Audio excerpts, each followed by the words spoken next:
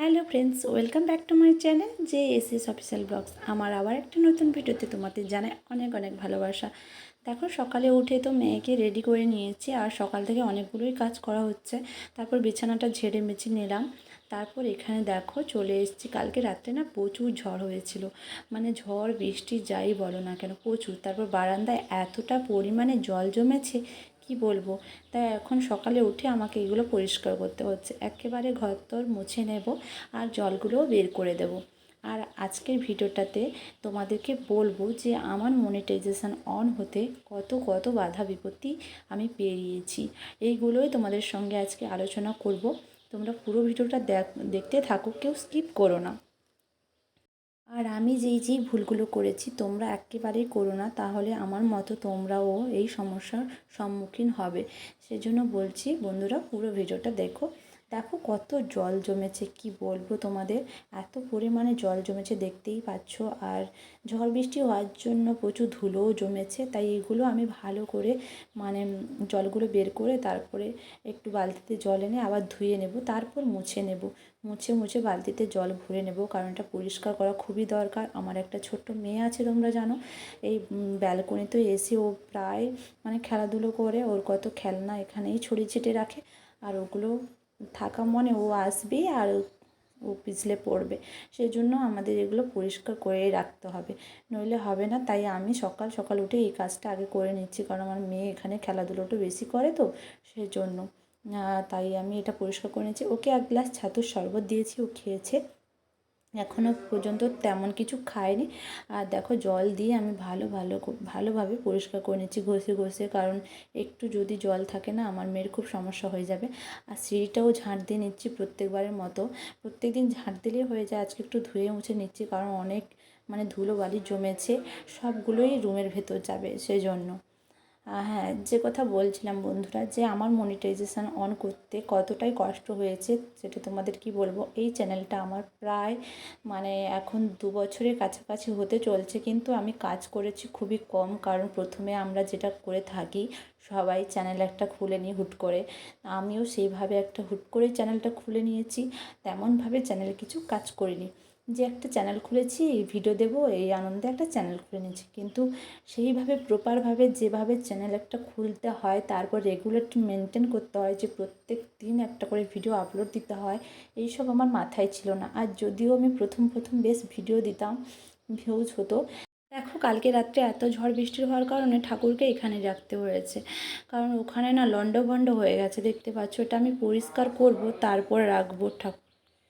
দেখো বন্ধুরা, আমি স্নান করে চলে এসেছি, এখন পুজো দিয়ে দেবো। তার আগে আমার মেয়ে কী করছে তোমাদেরকে একটু দেখাই। দেখো, ও একটু পরোটা খেলো, তোমরা দেখতেই পেলে। এই যে দেখো, খাওয়ার পর এই বই খাতা সব নিয়ে বসেছি, কিন্তু পড়াশোনার নাম নেই।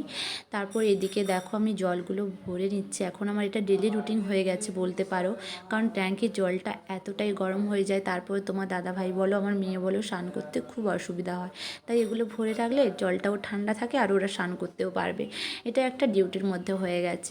আর দেখো, এই আমগুলো কালকে ঝড় বৃষ্টি হয়েছিলাম বললাম না, একটা জেঠিমা দিল। এগুলো এখন রেখে দেবো, কিছু একটা করে খাওয়া হবে। তারপর আমি একেবারে রান্নাঘরে চলে এলাম।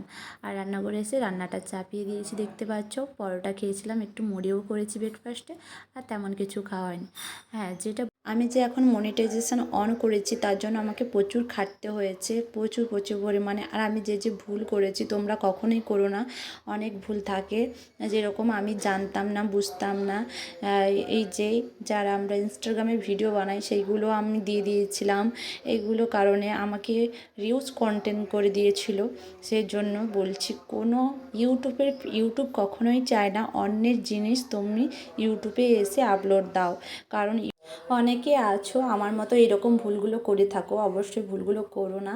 ইউটিউবের ফিল্টারেই ভিডিও বানাও, ইউটিউবেই তোমরা পোস্ট করো।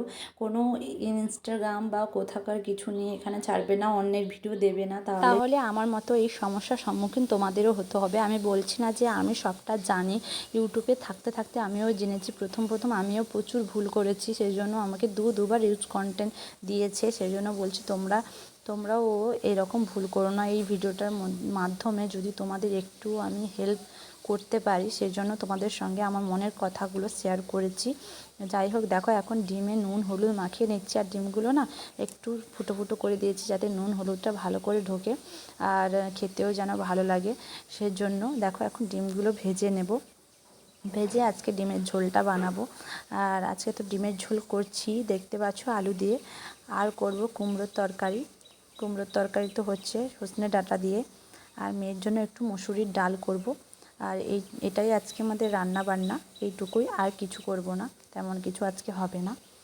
আর যাই হোক, আর তোমাদের সঙ্গে এই কথাগুলো শেয়ার করার একটাই কারণ, যাতে তোমরাও আমার মতো না ভুল করতে পারো, সেই জন্য।